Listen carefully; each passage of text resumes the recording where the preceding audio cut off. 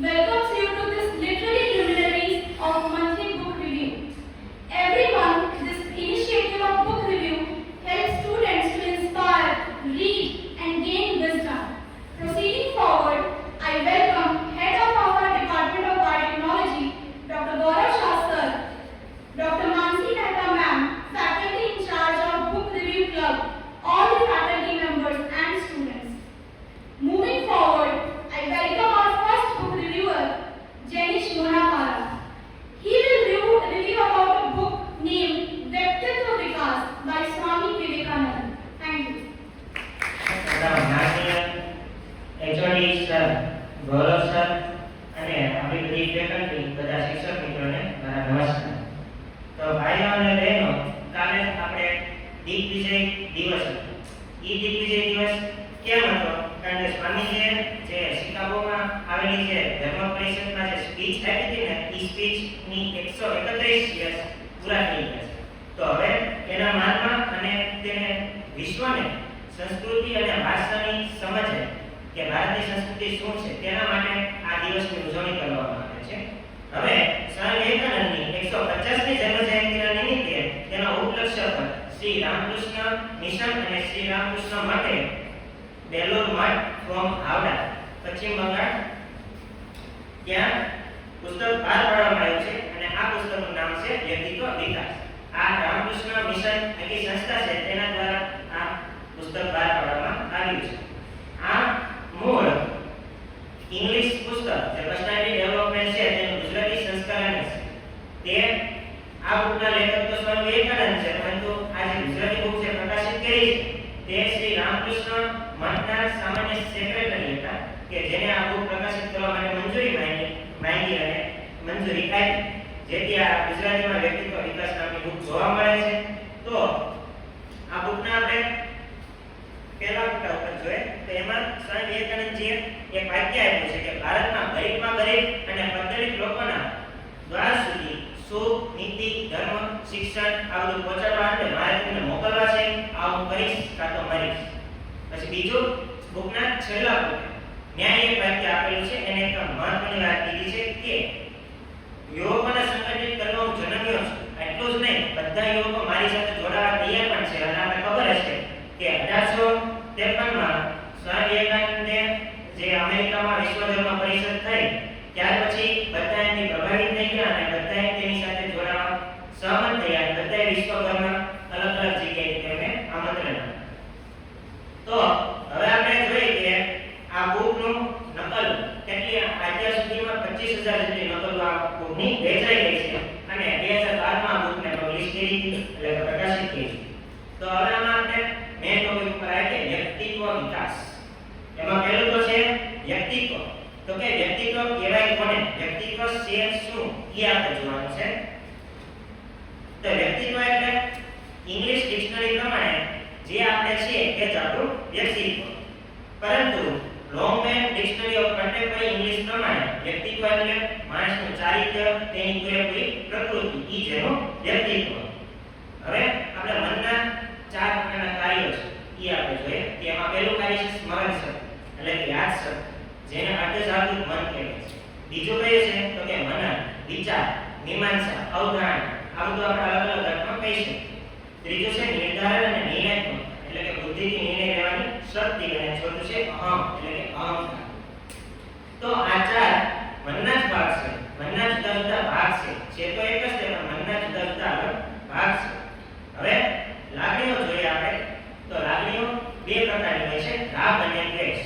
તો રાગમાં કઈ કઈ લાગણીઓ હોય તો કે પ્રેમ છે, પ્રશંસા, મહેચ્છા, સહાનુભૂતિ, આદર ભાવ, ગર્વ વગેરે. પછી દ્વેષમાં તિરસ્કાર, ક્રોધ, ભય, વિષાદ, એટલે કે વિલાપ, ઈર્ષા, શરમ, અશ્લીલ, આ બધી લાગણીઓ દ્વેષમાં જોવા મળે છે. અને આ બુકમાં 25 જેટલા ટોપિક છે વ્યક્તિત્વ વિકાસ માટેના. તો એક એક ટોપિક લઈને આપણે જોઈએ કે શું કહેવા માંગે છે. અને ઈ બધા આપણે વ્યક્તિત્વ વિકાસનો કેવી રીતે આપણે ચારિત્ર્ય આપણું સારું બને કે કેવી રીતે ફાળો આપે છે એ આપણે જોઈએ. તે વ્યક્તિત્વનું મહત્વ.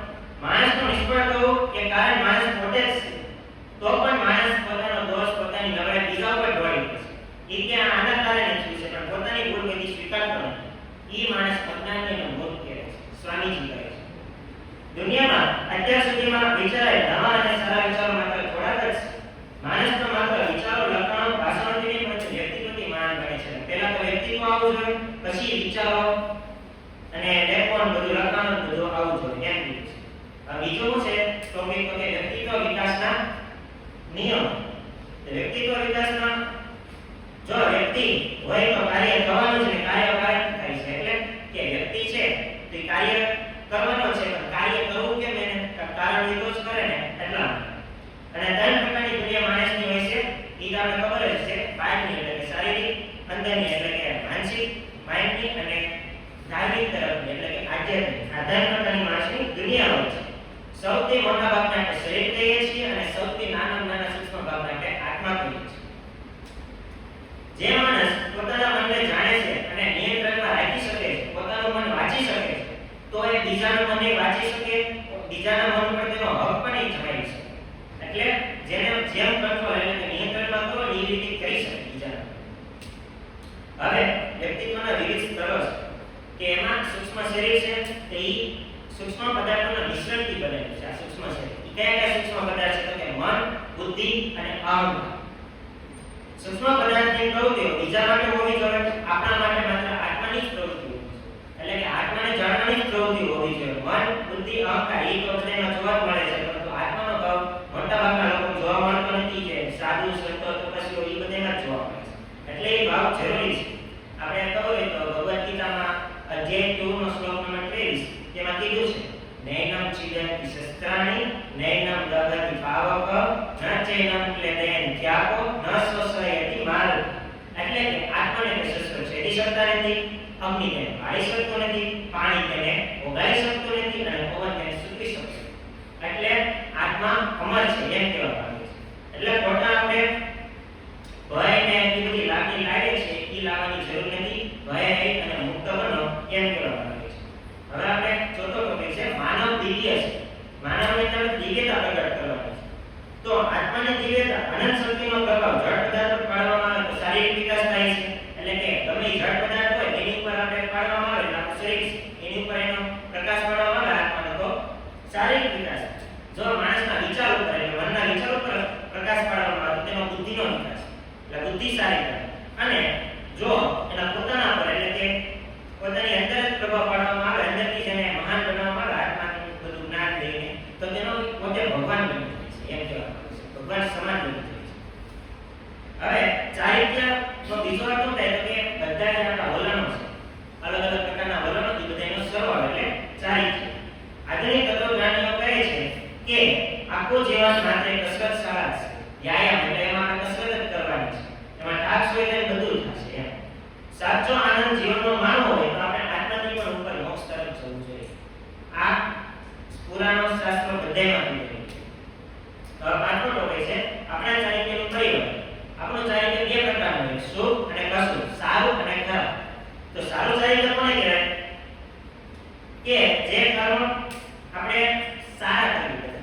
તો સારા કર્મથી આપણે સારી રીતે બધી જગ્યાએ જે વસ્તુ કરી તેને સારું ચારિત્ર્ય કહેવાય, બાકી તેને ખરાબ કહેવાય છે. ઈચ્છા શક્તિનું નિર્માણ ચારિત્ર્યમાંથી થાય છે. આ ચારિત્ર્યનું નિર્માણ કર્મના લીધે થાય છે. એટલે કે આપણે ખબર હોય તો કે ચારિત્ર્યથી ઈચ્છા શક્તિ નિર્માણ થાય છે. એટલે માણસો હજારો ઠોકરો ખાઈને ચારિત્ર્ય દૃઢ કરવાનું, અનાશક્તિ મેળવવા માટે માણસ નિર્મળ, તર્ક શુદ્ધ અને હોવું જોઈએ. એટલે કે આપણે આમાં એમ કીધું છે કે મોંથી આપણે છોટું હોય તો મનને નિર્મળ, પવિત્ર અને તર્ક શુદ્ધ આપણે કરવું જોઈએ. કોઈ વાતની ઈચ્છા એટલે કે મોહ રાખવાની. જો તમને એ મળશે તો તે તમારી સાથે ભયંકર પરિસ્થિતિઓ લાવશે. એટલે કે સાથે અનાસક્ત બનો, મોહની ભાવના રાખો નહીં. છઠ્ઠું છે વિચારની અસર. અશુભ કાર્યથી આપણે આપણી જાતને દિવસ બીજાને નુકસાન કરીએ છીએ. શુભ કાર્યથી આપણે આપણી જાતનું શુભ કરીએ છીએ, અશુભ કાર્યથી આપણે આપણી જાતનું અશુભ કરીએ છીએ. મનુષ્યમાં બીજા બળોની જેમ શુભ અને અશુભ બળો પણ બહારથી જ પ્રાપ્ત થાય છે. એટલે કે સારા અને ખરાબ વિચારો બહારથી જ પ્રાપ્ત થાય છે. જળ દ્રવ્ય તો શક્તિમાન હોય પરંતુ વિચારને આપણે વધારે સર્વશક્તિમાન માનો. કારણ કે વિચાર સર્વશક્તિમાન છે. જળ પદાર્થ. જળ પદાર્થ એટલે કેવો કે જેને આપણે ગમે મારી કોશિશ કરીને કઈ થાય નહીં એવો પદાર્થ. એની કરતાં વિચાર વધુ શક્તિમાન છે એમ કીધું છે. હવે તમારા જે અવરોધમાં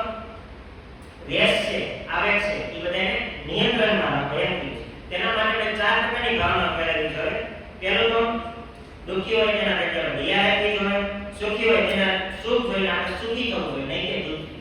ઈ યાદ રાખજો. બસ સૌની સાથે મિત્રતા રાખવી જોઈએ અને દુષ્ટો પ્રત્યે આપણે ઉપેક્ષા રાખવી જોઈએ. કારણ કે એને અવગણવા જોઈએ. કે એને સુધારવાની આશા આપણે રાખવી ન જોઈએ, પણ ઉપેક્ષા કરી રાખવી જોઈએ એમ. મનની સામે આવતા જુદા જુદા આ ચાર વિષયનું વર્ણન આપણા મનની શાંતિનું કારણ બનશે. એટલે કે આ ચાર વર્ણન જો આપણામાં આવશે તો આપણું મન શાંત થઈ જશે. એટલે આડાવડી વિચારોમાં ભેટતા નહીં. પોતાની જાતને સંયમમાં રાખવાથી આપણે કંઈ ગુમાવતા નથી, પરંતુ અનેક ગુણો આપણે વધારે મેળવીએ છીએ. ધીરજ રાખવાનું છે. સંયમ એટલે ધીરજ. તેનાથી આપણે અનેક ગુણો મળે છે કે ગુમાવતા નથી એમ. એક કહેવત છે, જેસી કાની વેસી બનવી. જો તમે ખરાબ ભાવના કોઈના પ્રત્યે રાખશો તો તે બેથી ત્રણ ગણી તેને તમારી પાસે આવશે અને આ કર્મકાળ આપણે ભોગવવું જ પડે છે. તેનાથી આ દુષ્ટ જે કામ કરતા હોય એ માણસોને આ જો ખબર પડી જાય ને તો એ દુષ્ટ કામ કરતા રહે. એટલે એને ખબર પડવી જોઈએ કે મેં જે ખરાબ કર્યું છે ને એનું ફળ મને મળશે જ. જો એનું ભોગવી શકવા તૈયાર હોય તો જ હું ખરાબ કરું. એટલે આ દુષ્ટ કાર્ય કરતા અટકી જાય. દુષ્ટ માણસ વીરતાપૂર્વક ઘડિયાળ કરો, જીવન ક્ષણ માત્ર છે. કોઈ મહાન કાર્ય કરવા માટે તમે તૈયાર થઈ.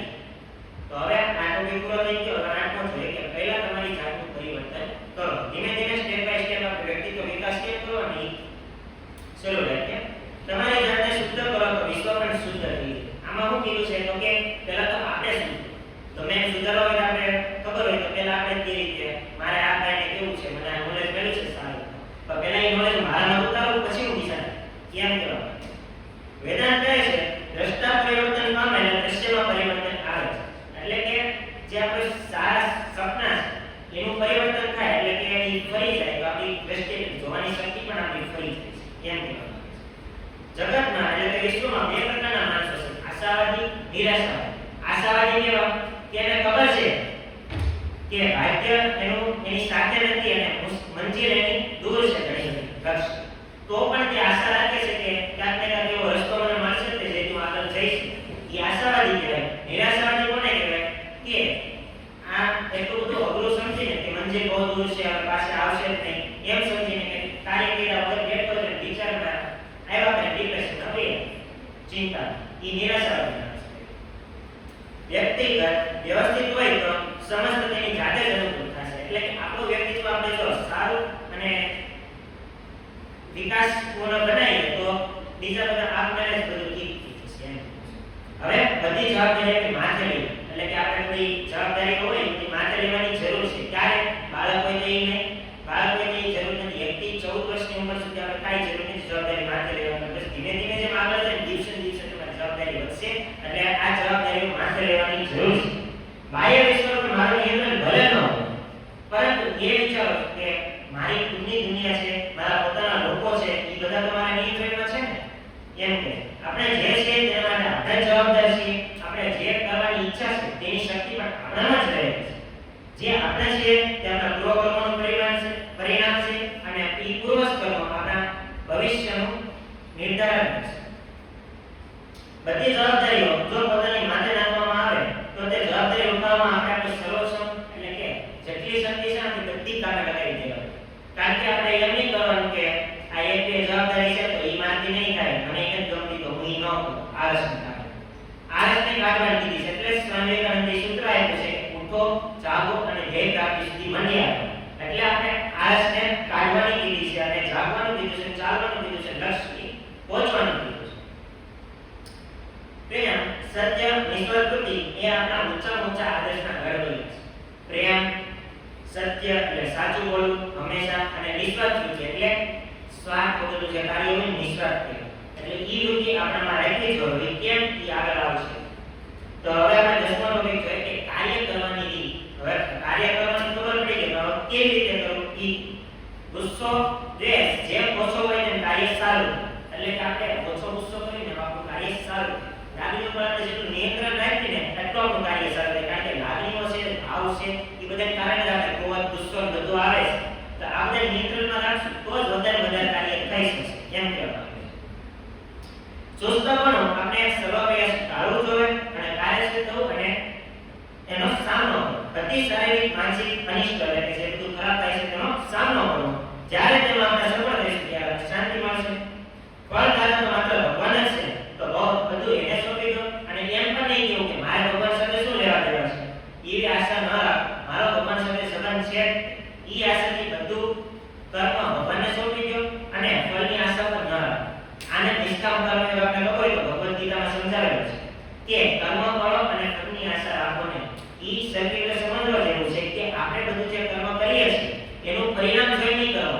કર્મ કરવાનું છે, આપણે બાઇબલમાં લખ્યું છે તો કરવાનું, પછી એનું ફળ જે આવે સારું આવે ખરાબ આવે એ આપણે સ્વીકારવા તૈયાર થઈ જવું જોઈએ. જો કામ આપણું મનગમતું હોય તો મોટા મોટો મૂર્ખ પણ કાર્ય સિદ્ધ કરી નાખે છે, પરંતુ બુદ્ધિમાન માણસ કોને કહેવાય કે જે કાર્ય મનગમતું ન હોય તો પણ એને ઇન્ટરેસ્ટિંગ એટલે કે સારું બનાવીને એ કાર્ય કરીને કાર્યને સિદ્ધ કરે, એ માણસને આપણે બુદ્ધિમાન માણસ કહેવાય છે. કર્તવ્યનું પાલન સારી રીતે કરવાથી આપણે આપણી જાતને મજબૂત બનાવીએ છીએ, તે જ પ્રમાણે આપણે આગળ ચાલીએ છીએ તો આપણે માનદાયક કર્તવ્ય પણ આપણે એના હકદાર બનીએ છીએ. એટલે કે જો આપણે કર્તવ્યનું પાલન સારી રીતે કરશું તો જ આપણે જે બીજા નવા કર્તવ્યો છે, બીજા નવા કર્મો છે એ બધાનું પાલન પણ સારી રીતે કરી શકશું. જે માનવાળા કાર્યો છે, દાખલા તરીકે બુક રિવ્યુ છે, મેં સ્પીચ અલગ અલગ જગ્યાએ બધાને સારી રીતે પરફેક્ટલી આપેલી તો મને બોલવાનો મોકો મળ્યો, માનદાર જે કાર્ય છે તેના હકદાર આપણે થઈ કર્તવ્યનું પાલન જો સારી રીતે કરો ને તો. હવે 11મો ટોપિક છે માલિકની જેમ કામ કરો, એમ ગુલામની જેમ નહીં, માલિકની જેમ કામ કરો. જ્યાં સુધી સ્વતંત્રતા ન આવે ત્યાં સુધી પ્રેમ ન ચાલે, ત્યાં સુધી ગુલામમાં કોઈ પ્રેમ ન સમજે. જે નોકર હોય ગુલામ એમાં કોઈ પ્રેમ ન સમજે, પણ જે માલિકની જેમ વર્તતો હોય ને એ જ પ્રેમની ભાવના સારી રીતે રાખી શકે. બાકી નોકર તો શું કરે, નોકરી કરતા હોય બધા તો એ તો કામ કરતા જ હોય કે હું તમારું કામ કરીશ એનું બદલે મારે એટલી સેલેરી મને મળશે, ઈ સ્વાર્થ વૃત્તિ. આ સ્વાર્થ વૃત્તિ આપણે ટાળવાનું છે. હું તમને આપું છું, તમે મને આપો, એ સ્વાર્થ વૃત્તિ છે. ખરેખર હું કામની કાતર કામ કરું છું, એ જ મેં તમને કીધું. જે માણસ પોતાની લાલસાથી ઘસડાતો નથી તે ઈશ્વર વૃત્તિ ધરાવે છે, એ જ ખરેખર કર્મ કરે છે. એટલે લાલસામાં ફસાઈ જતો નથી અને એ નિસ્વાર્થ છે, ઈ જ સાચું કર્મ કરે છે, ઈ જ કર્મને નિષ્કામ કર્મ કહેવાય છે અને ઈ જ કર્મ ઈ ભગવાનને સોંપી. એટલે એનું કર્મનું બંધન એને લાગતું નથી, ઈ બધા બંધનમાંથી છૂટી જાય છે, મુક્ત થઈ જાય છે. હવે 12મો ટોપિક છે વિશ્વનું કલ્યાણ કરો. બીજાની સહાય માટે બહાર આવવું એ આપણું શ્રેષ્ઠ કર્તવ્ય છે. જો લાંબે ગાળે બીજાને સહાય કરીને આપણે આપણી જાતને સહાય કરી રહ્યા છીએ આપણે પછી ખબર પડશે. આપણે એમ કહીએ કે બધાને સહાય કરવાનું ક્યાં આવે, સેવા કરવાનું આપણે કરી પૂરા, પણ ઈ કરવી જરૂરી છે. ઈ આપણે ધૈર્યની સમજાય, કારણ કે જે આપણે સારા કર્મો કર્યા છે ને ઈ ભવિષ્યમાં આપણે કઈ મુશ્કેલીમાં હશું ને ત્યાં આપણી હેલ્પ થશે. એટલે એ આપણે લાંબા ગાળે સમજ આવશે કે જો આપણે ભાઈની મદદ કરી, જો અત્યારે મારે ભાઈ આ કામમાં આવ્યો, એટલે આપણે તે ગર્વનો અનુભવ થાય છે. તો 12મો ટોપિક છે વિશ્વનું કલ્યાણ, વિશ્વનો ઉદ્ધાર. બીજાની સહાય માટે બહાર આવવું એ આપણું શ્રેષ્ઠ કર્તવ્ય છે. લાંબે ગાળે આપણે બીજાને સહાય કરીને આપણે આપણી પોતે જાતે સહાય કરી રહ્યા છીએ. 13મો ટોપિક છે નિસ્વાર્થતા સફળતા લાવે છે. તો નિસ્વાર્થતા, હવે જો આ નિસ્વાર્થતા જ્ઞાનમાં નિસ્વાર્થ કરી દીધી, હવે કેવી છે ઈ આપણે શક્તિ પર આપણે નિયંત્રણ રાખવું. આ સંયમ એક પ્રબળ ઈચ્છા શક્તિ ઉત્પન્ન કરશે જે ઈસુ અને ખ્રિસ્ત જેવા પુત્ર પાત્રને જન્મ આપશે. એટલે કે ઈસુ, ખ્રિસ્ત અને બુદ્ધ, ભગવાન બુદ્ધ તમને ખબર છે તે નિસ્વાર્થ ભાવથી પૂરેપૂરો થઈ તેના માર્ગમાં સફળ થયા. સ્વાર્થીપણું એ મોટો પાપ છે. દરેક માનવીની સફળતા પાછળ ક્યાંક ને ક્યાંક જબરદસ્ત સચ્ચાઈ, જબરદસ્ત પ્રામાણિકતા રહેલી છે, તે તેનું સફળતાનું કારણ છે. ભલે તે સંપૂર્ણ રીતે નિષ્ફળ ન બન્યો છતાં પણ તેના તરફ જઈ રહ્યો હતો ને એમ. જો તે સંપૂર્ણપણે નિષ્ફળ બની ગયો તો તેની સફળતા બુદ્ધ ને ઈસુના સફળતા જેવડી જ માનન હતી. સર્વસ્તરે નિષ્ફળતાનું પ્રમાણ માનવીની સફળતાનું પ્રમાણ નક્કી કરે છે. હવે આપણે જોવાનું ટોપિક જોઈએ કે પ્રેમ જ આપણે બધું આપે. પ્રેમ એટલે હું બીજા જે અત્યારના જમાનામાં જે પ્રેમ છે એ પ્રેમની વાત નથી કરતો, હું સર્વ પ્રકારના પ્રેમની વાત કરું છું. બધા પ્રકાર કે આપણે ભાઈઓ, બહેનો, મિત્રો, વડીલો, ગુરુજનો બધા પ્રેમ રાખવો જોઈએ, એ પ્રેમની વાત કરું છું. તો પ્રેમ, ધીરજ અને અંદરની સચ્ચાઈ આપણા જીવનમાં જરૂરી છે ચારિત્ર્ય ઘડવા માટે, વિકાસ વ્યક્તિ. ધીરજ રાખવી અને સત્ય બોલવું. વિકાસ એટલે વિસ્તાર. આપણે જે આપણો વ્યક્તિત્વનો વિસ્તાર કરીએ ને એ આપણો વિકાસ, એ જ આપણો પ્રેમ. બધા પ્રકારનો પ્રેમ એ જીવન છે અને બધા પ્રકારનો સ્વાર્થીપણું એ મૃત્યુ છે. એટલે સ્વાર્થીપણું ન રાખવું, નિસ્વાર્થીપણું લાવો અને પ્રેમ જીવનમાં લાવો, જેથી તમે જીવન છો એમ કહી શકો. કારણ કે બાકી નિષ્ફળ જીવનવાળા તો કામ કરે છે આપણે ઈ કઠોર હૃદયના, ઈ લોકોમાં પ્રેમ જાગવું બહુ મુશ્કેલ છે, પણ જે સારા કોમળ હૃદયના હોય ને બધામાં જલ્દી પ્રેમ તો કઠોર હૃદયના માણસોને પણ સ્વામીજીએ કીધું છે કે પ્રેમ તમારી અંદર જગાડો. પ્રેમ કરવા વગરનું કોઈ જીવન નથી, માટે અન્ય માટે લાગણી રાખતા શીખો.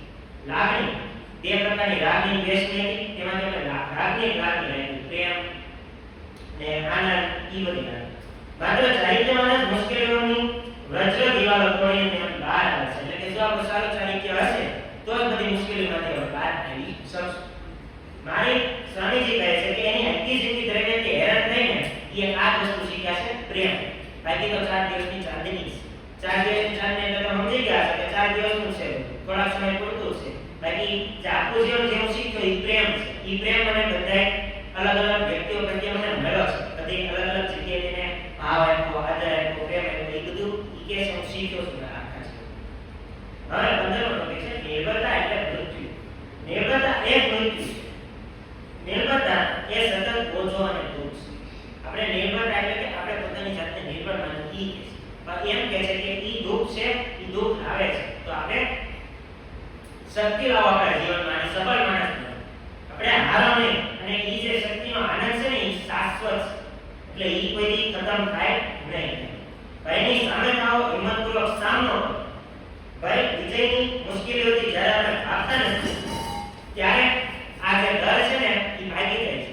આપણે કથા ખબર હોય તો કે માણસ હોય એને અમુક વસ્તુથી આપણે ભય લાગતો હોય પણ એ કોઈ દી એને ભયનો સામનો કરવા તૈયાર ન થાય. જો એ સામનો કરવા તૈયાર થાય ને અને એ જે ભય બતાવે ને ભયનો સામનો કરે તો એને અંદરથી ગર્વ થાય કે મેં મારા ભયને સામનો કર્યો અને વિજય મેળવ્યો આ વસ્તુમાં એમ. તો નિર્ભરતાનું કારણ પાપ અને શોક છે, જેના કારણે દુઃખ અને અજ્ઞાનતા આવે છે. એટલે જો આપણે જ્ઞાનની પ્રાપ્તિ કરવી હોય, જ્ઞાન આત્માની બધી, તો નિર્ભરતાને ભૂલવું પડે અને સબળતાની જીવન એમ. હવે 16મો ટોપિક છે બહાદુર બનો. તમે બહાદુર અને ઉદાર ચરિત્રવાળા થાઓ. તમે જ્યાં પડ્યા છો ત્યાં બીજાઓને તે પરિસ્થિતિમાં ખેંચી લાવો નહીં. તમે બહાદુર બનો એમ કહે છે કે તમે જે મુશ્કેલીમાં પડ્યા છો તો બીજાને એમ ન કહેવાનું કે આને કેમ કઈ પ્રોબ્લેમ નથી, મારે પ્રોબ્લેમ છે તો હું એને પ્રોબ્લેમમાં નાખું, એમ નહીં કરવાનું. બલ્કે આપણે ભલે પ્રોબ્લેમમાં હોય પણ બીજા જે પ્રોબ્લેમમાં હોય એની કોઈ સહાય કરવી. આપણી સહાય ભગવાન કરશે. એટલે ભગવાન ઉપર એક વિશ્વાસ રાખો એમ કહેવાનું. ઈર્ષા એ તમામ ગુલામોનું હરાર વિષ છે. એ રાષ્ટ્રનું પણ વિષ તો આપણે ત્યાગ કરવો. ઈર્ષા સ્પર્ધાને કારણે ઉત્પન્ન. ગમે પ્રત્યે એકબીજા સ્પર્ધા કરતા હોય ને તે ઈર્ષા ઉત્પન્ન થાય કે આ કેમ મારી આગળ નીકળી, આ કેમ મારી આમ થઈ એમ. એટલે ઈર્ષાનો ત્યાગ કરવો જરૂરી છે એમ. હવે આપણે શૌર્ય બલિદાન જે 17મો ટોપિક છે ઈ જોઈએ કે વીર ભોગ્યા વસુંધરા. વીર માણસો છે ને ઈ તે પૃથ્વીને ભોગવે છે, પૃથ્વીને પામે છે, પૃથ્વીનું જીવન માણી શકે છે. મિત્ર પ્રથમ માણસ બનો, પછી તમે જોશો કે બધા તમારી પાછળ હશે. પહેલા આપણે સારા માણસ તો બનીએ, પછી આપણે સારો ભાવ રાખી બધા સાથે આદરપૂર્વક સારી રીતે વાત ને બધી રીતે રહી તો બધા આપણી પાછળ આવશે, બધા આપણી સાથે છે. જો માણસનો અવતાર તમને મળ્યો છે તો તેની પાછળ તમે કાંઈક સુવાસ મૂકો. લોકો તમારી સ્તુતિ કરે, નિંદા કરે, પરંતુ તમે સત્યના માર્ગથી ભટકો નહીં. આપણે ખબર હોય તો ઘણી વાર સત્ય બોલવાનું કે અમુક સિચ્યુએશન એવી હોય પરિસ્થિતિ કે ઘરમાં આપણે બોલી ન શકતા તો એના હિંમત એટલી રાખવાની છે બોલવાની. ઈ હિંમત સ્વામીજી અંદર પેદા કરે છે. શક્તિ એવી શક્તિ છે પેદા કરે છે જેથી કરીને આપણે ઘરે પણ બોલી શકીએ કે મારા એટલા પર્સન્ટેજ આવ્યા છે, એટલા ટકા આવ્યા છે તો ભલે આવ્યો, હું આગળ વધારે મહેનત કરીશ ને મમ્મી પપ્પાનો ભરોસો વિશ્વાસ છે.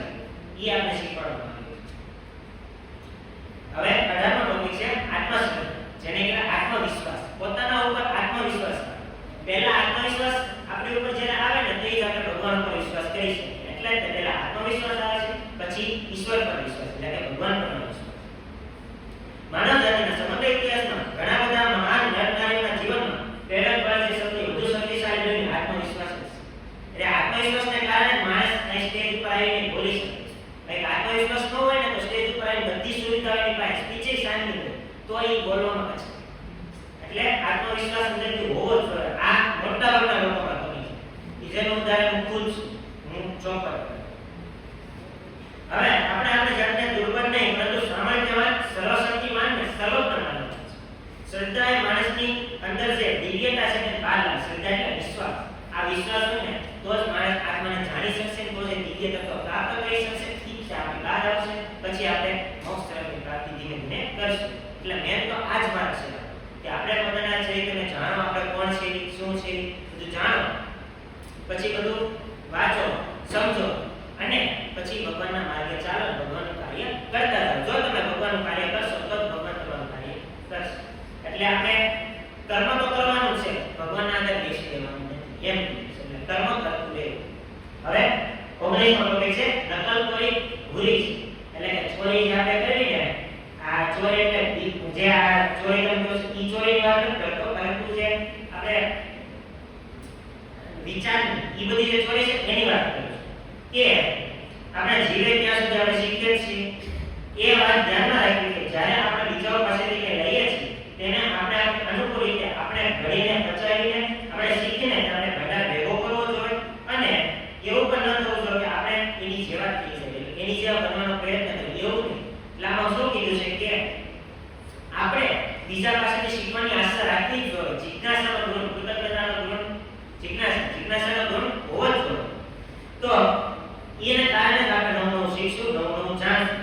અને એવું પણ ન થવું જોઈએ કે આપણે જે વ્યક્તિની પ્રભાવિત થઈ ગયા છે કે આ સ્વામી વિવેકાનંદ છે એના ચરિત્રથી આપણે પ્રભાવિત થઈ ગયા, આપણે એની જેવું નથી કરવાનું, એ જેમ રહેતા એ રીતે આપણે રહેવાનું, એવું નહીં. એના જે સારા વિચારો છે એ આપણે લેવાના, આપણા જીવનમાં ઉતારવાના, આપણા ચરિત્રને ઉજ્જવળ બનાવવાના, જેનાથી વ્યક્તિગત વિકાસ શક્ય છે. ભિન્નતા એટલે અલગપણું એ જીવનનું ચિહ્ન છે. બીજાઓ પાસેથી જરૂર આપણે ઘણી બાબતો શીખવાની છે અને જે નવું શીખવાની ના પાડે ને મૂર્ખો, મોહેલો, બેવકૂફ એમ કહેવા માંગે છે. હવે નીતિશાસ્ત્ર જોઈએ. નીતિશાસ્ત્ર એટલે કે કાયદા કાનૂનમાં રહીને ચાલવું. તો નીતિશાસ્ત્ર શું છે? તેમાં આપણે ખબર હોય તો ધર્મ અધર્મ. તો ધર્મ એ છે પાપ પુણ્ય કહેવાય અને જે અધર્મ છે એ પાપ કહેવાય. તો ધર્મનો માર્ગ કયો છે? એ આપણે કયો ધર્મ છે?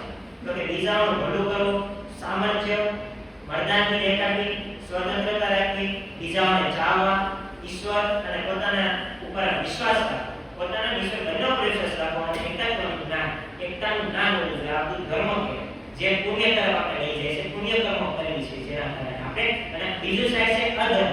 એમાં શું કહે છે કે બીજાને પીડા પહોંચાડવી, દૂર કરવાનું, કાયરતા, પરતંત્રતા, બીજાને ધિક્કારવા, ઈશ્વર અને પોતાના આત્મામાં શંકા કરવી. એટલે કે આપણે ઉપર આપણી જાત ઉપર ક્યારેક આપણે શંકા કરતા આપણને ખબર હોય તો એ શંકા કરવી, આપણે ઉપર પૂરો વિશ્વાસ રાખવો અને વિવિધતાને જોવી રાખવી.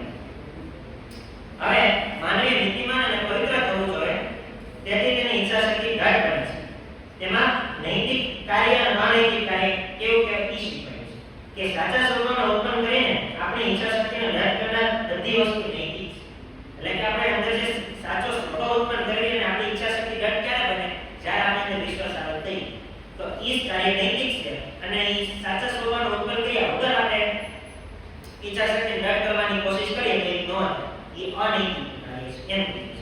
હવે 21મો ટોપિક છે આદર્શને પકડી રાખો. એટલે કે આદર્શને વળગી રહો. મારો આત્મા, મારો ઊંચો આદર્શ. આપણો આદર્શ છે ને આપણે આત્માને જ બનાવો. કારણ કે આપણો આત્મા છે ઈ જાગૃત થાય ને તો જ આપણે મોક્ષની પ્રાપ્તિ થાય. તો એનું માધ્યમ આપણે બીજા બધા આદર્શ માનતા હોય એ બધા એનું માધ્યમ છે. મેન આદર્શ તો આપણો આત્મા જ છે. આપણે ખબર હોય તો આપણે આદર્શ માનતા હોય કે એની પાસે આપણે બધું શીખતા હોય એવી રીતે, પણ આપણે આત્માને જ આપણે જાગૃત કરી લઈએ તો આપણે ખુદ પાણી ખુદ આપણે શીખી શકીએ. આપણે ખુદ પગ ઉપર આપણે ઊભા થઈ શકીએ એમ. મારા પોતાના સત્ય સ્વરૂપનો સ્પષ્ટીકરણ એ જ મારા જીવનનું એકમાત્ર લક્ષ્ય છે. આપણે ભૂલોને જુઓ અને ભૂલ પાછી ન થાય તેનું ધ્યાન રાખો. તમારી ભૂલોનો અવસર માનો, કારણ કે તે અણધારી આશીર્વાદ રૂપે પડેલી છે તમારા જીવનમાં. એટલે ભૂલ આપણે ગમે એ કાર્ય કરતા થાય છે, પણ આ ભૂલથી આપણે શીખવું જરૂરી છે. આ ભૂલ તમે એકને એક વારંવાર કરો તો એ મૂર્ખા કરે, પરંતુ એ ભૂલથી શીખે ને એ સારો માણસ કે એ માણસને સ્વામીજીએ પ્રશંસા કરે છે. દુઃખ ભલે આવો, સુખ ભલે આવો, નસીબમાં શું છે એની પરવા કરો. આ દર્શન વળગી રહો, આગળ વધો, તો સારું ભણ્યા. નાની નાની ભૂલોને જોઈને આપણે પાછા જોવાનું ટાળો અને જે મેન કાર્ય છે એની પર વધારે ફોકસ કરો. નાની નાની ભૂલો જે અમુક વાર હાવ સિલી મિસ્ટેક આવે એ આપણે ટાળો જોવાનું અને જે મેન કાર્ય છે એની પર ધ્યાન દો, કારણ કે એ વધારે પ્રભાવ પડશે આપણા જીવનમાં એમ કહેવાય. એક જ વિચારને પકડો અને તે જ વિચારને તમારું સર્વસ્વ બનાવો, એટલે કે બધું બનાવો. બીજા દરેકે વિચારને બાજુમાં મૂકો. સફળ થવાનો આ જ સાચો માર્ગ છે. એટલે કે મેં કીધું એમ કે થોડા 3-4 દિવસ બાકી હતા તો મારે આ બુક રિવ્યુ જરૂરી હતું મારા માટે બોલવાનું, તો મેં સ્ટાર્ટ કર્યું. જેટલું મને તો મેં આમાં પ્રયાસ કર્યો. એના કારણે મારા બીજા બધા કાર્યો સ્ટોપ કરી દીધા. કેમ? કારણ કે પહેલા આ જરૂરી છે, આ થઈ જાય પછી બીજું કાર્ય પકડવાનું એમ કહેવા માંગે છે. તો હવે આપણે એકાગ્રતાની શક્તિ જોઈએ. જે 22મો ટોપિક છે કે ધ્યાન કેન્દ્રિત કરવાનું છે. માણસ અને પશુ વચ્ચે મુખ્ય તફાવત મનની એકાગ્રતાનો છે. કે પશુ એક જગ્યા પર ધ્યાન કેન્દ્રિત કરી શકે નહીં, પરંતુ માણસ કરી શકે. શેનાથી? પ્રાણાયામ. પ્રાણાયામ આપણે ખબર હોય તો ઈ જે યોગ સાધના ડેઈલી આપણે અડધી કલાક કરીએ તો આપણે ધ્યાનને એક જગ્યાએ કેન્દ્રિત કરી શકીએ. દરેક માણસનું મન ક્યારેક ને ક્યારેક એકાગ્ર તો થાય જ છે. જો હું તમારા મનગમતા વિષય તમને સુંદર ભાષણ આપું તો તમારું ચિત્ત એકાગ્ર થઈ જશે. દાખલા તરીકે મેં આજે સવારે એક કિસ્સો જોયો કે બધા કહે કે પ્રેમ યોગ વાળું પુસ્તક છે તો ઈ જોઈને હું છે ઈ જાણવા માટે આતુર એટલા માટે કે અમે આવશું જ નહીં. એટલે આપણે થોડી રસ હોય તો આપણે જાણી શકીએ ઈ વસ્તુ. અને જે કામ એકાગ્ર થઈ છે ને આપણે શાંતિથી સાંભળી શકીએ અને સમજી શકીએ હું કહેવા માંગુ છું. યોગીઓ કહે છે કે આપણા મન પર આપણે સંપૂર્ણ નિયંત્રણ મેળવી શકીએ છીએ. જે યોગીઓ તપસ્વીઓ છે એ બધા કહે છે કે આપણે આ યોગ સાધનાથી સંપૂર્ણ નિયંત્રણ આપણે મન પર મેળવીશું. આપણે મનને એક જ વસ્તુ પર પૂરેપૂરું કેન્દ્રિત કરતા શીખવું જોઈએ. એટલું જ નહીં પણ તેનાથી બીજી વસ્તુ પર મન લગાડતા પણ આવડવું જોઈએ. એટલે એક જ વસ્તુ પર તો આપણે કેન્દ્રિત કર્યું પરંતુ બીજું બધું આ જે સાઈડમાં કેવી રીતે બોલવું એ બધું રીતે આપણે જોવું એમ બીજી વસ્તુ પર ધ્યાન હોવું જોઈએ. એક જગ્યાએ નહીં કે હું વાંચું છું કે મારી બાજુમાંથી કોણ નીકળે છે ખબર ન પડે બધી સાઈડ નજર હોય છે બધી સાઈડ ખબર ન પડે એમ કહેવાય. તેને સુરક્ષિત રાખવા માટે આ બંને શબ્દો એકસાથે વિકસાવી છે. આ છે પદ્ધતિસરનો વિકાસ. સ્વામીજીના મત પ્રમાણે પિરામિડનો સાર મનની એકાગ્રતા છે. હકીકતો ભેગી કરવી એ મનની એકાગ્રતા નથી.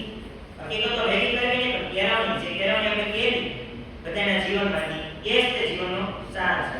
મનની એકાગ્રતા છે અને સારા પ્રાણાયામ દ્વારા જ આપણે આ એકાગ્ર ધ્યાનને કરી શકીએ. હવે સમાનતાની ભાવના કરો. 23મો ટોપિક છે સમાનતાની ભાવના કરો. એમાં શું કીધું છે આપણે તો કે બધા જ ધર્મો એક સમાન છે અને એક ભાવ કીધો. સર્વ વસુદેવ કુટુંબકમ આપણે ખબર હોય બધા જ ધર્મો એક છે એમ કહેવામાં આવે છે. એક્ઝામ્પલ આપું તો સ્વામી વિવેકાનંદે એની સ્પીચમાં જ કીધું હતું શિકાગોમાં જે લીધી હતી એમાં કે ખ્રિસ્તી લોકો અને હિન્દુ લોકો હિન્દુ અથવા તો બૌદ્ધ બે કહેવાતા એક જ કહેવાતા એમ બે. એટલે ખ્રિસ્તી લોકોને બૌદ્ધ નથી થઈ જવાનું બૌદ્ધ લોકોને ખ્રિસ્તી નથી થઈ જવાનું પરંતુ તેના જે વિચારો છે એના સારા જે લક્ષણો છે સારા ગુણો છે એ બધા જીવનમાં ગ્રહણ કરવા અને આગળ વધવું. એવું પણ ન થવું જોઈએ કે આપણે આપણો ધર્મ ભૂલી જઈએ. આપણે આપણો બીજો ધર્મ પાળી લઈએ એવું ન થવું જોઈએ કારણ કે મોટો મોટો પાપ છે અને આ રાષ્ટ્રના આપણે જો આપણે એવું કરીએ ને તો હવે આપણે મુક્ત બનવાનું છે. મુક્ત બનવાનું કેમ કીધું છે કે હવે આપણે મેન બધું જે જે વસ્તુ જરૂરી હતી તો આપણે મેળવી લીધી. તો હવે મુક્તનો માર્ગ કેવો છે એ આપણે જોઈએ. જેઓ પોતાને સહાય નથી કરતા તેમને ભગવાન સહાય કરે છે. પોતાના કર્મનું સારું ખરાબ ગમે પરિણામ આપવાનું તેના મનમાં કોઈ ફેરફાર થતો નથી. એટલે તે પોતાની અવસ્થામાં બદલાવ કરતો નથી.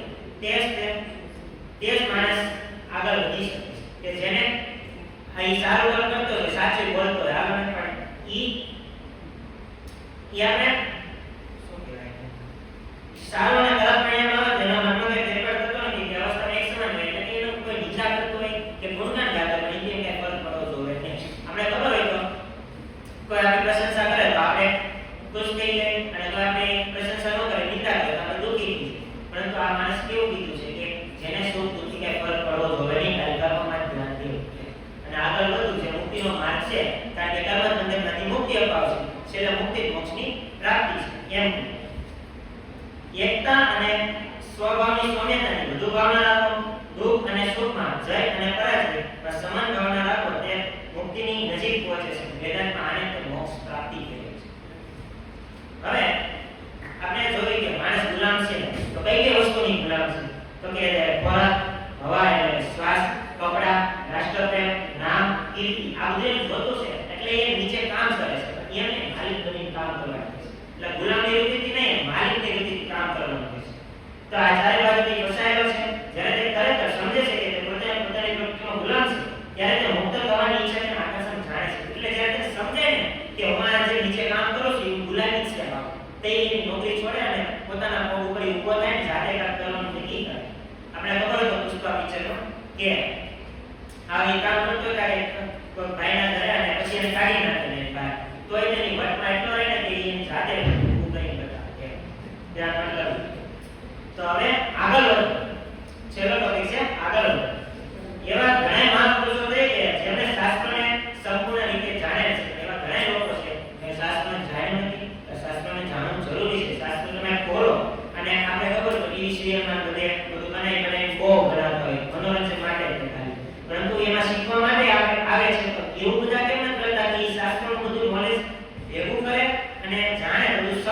પછી ટીવી સ્વરૂપે આપણે બતાવે તો આપણે પુસ્તકો વાંચવાની જરૂર ન હોય. પણ આ વસ્તુ અત્યારે પોસિબલ નથી. અત્યારે મનોરંજન માટે જ ખાલી આ કરે, કારણ કે આ ક્રાંતિવાદને બધું ઊભું કરી શકે છે સમાજમાં, એટલા માટે આવું કરતા નથી. હવે જો તમને માનવ શરીર મળ્યો છે તો તમે તમારી અંતરાત્માને જગાડો. મેં અભયની સ્થિતિ પ્રાપ્ત કરી છે, હું તે આત્મા છું. આ વિચારમાં આપણે અડગ રહો એમ કીધું છે. એટલે આપણે હવે અભયની સ્થિતિ પ્રાપ્ત કરી દીધી તો હવે ઊભા થાઓ, ઉઠો, જાગો, દેહ પ્રકૃતિ સુધી મંડ્યા રહો. એટલે હવે કે છે એમ છે વચ્ચે તો એ ખાલી ઇન્ફોર્મેશન દેતા કે આ બધું આમ કરવું જ હોય. હવે તમે બધું જાણી લીધું, બધો પ્રયાસ કરી લીધો, એટલે જાણવાનો પ્રયાસ કરી લીધો, તો હવે આપણે ઉઠો, જાગો અને દેહ પ્રકૃતિ સુધી મંડ્યા રહો. આ રીતે સ્વામીજી આપણા વ્યક્તિત્વનો વિકાસ આપણે શીખવ્યો છે. તો હું મારી સ્પીચને સમાપ્ત કરું છું. અસ્તુ.